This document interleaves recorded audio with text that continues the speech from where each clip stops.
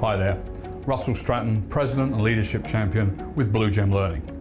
I work with organisations just like yours to help managers improve individual and team performance to get the optimum results for your business. And one of the things that I do is I coach people moving into management roles, so making that transition from potentially being a doer to being a leader of doers.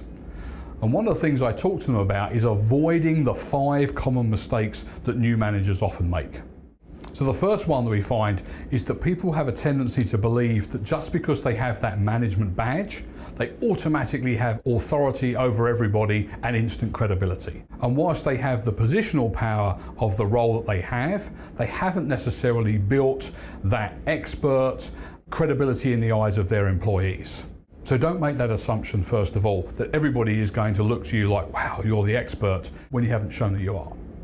Okay, the second thing is that particularly when people have moved from a team that they've been a part of to a team that they are going to be moving into, that they try and think that the relationships are going to be exactly the same. The fact that I might have been friends with you when we were on a peer-to-peer basis, and now perhaps I'm your supervisor, doesn't mean that that relationship in work can stay exactly the same. And that's not to say that people can't be friends outside of work, but they need to make that demarcation between friend relationship and manager-employee relationship. The third point, and linked to this, is don't make exceptions. And the problem there is it gets perceived that you're playing favourites, that you're somehow giving leeway to one people or group of people and not to others, and that's the quickest way that you can find to drive division into your team. The fourth mistake that new managers can often make is that they're so keen to be able to demonstrate their ability that there is a tendency that they focus that it's my way is the only way that we can do things. And this can be particularly problematic if you're coming into a team with particularly experienced team members.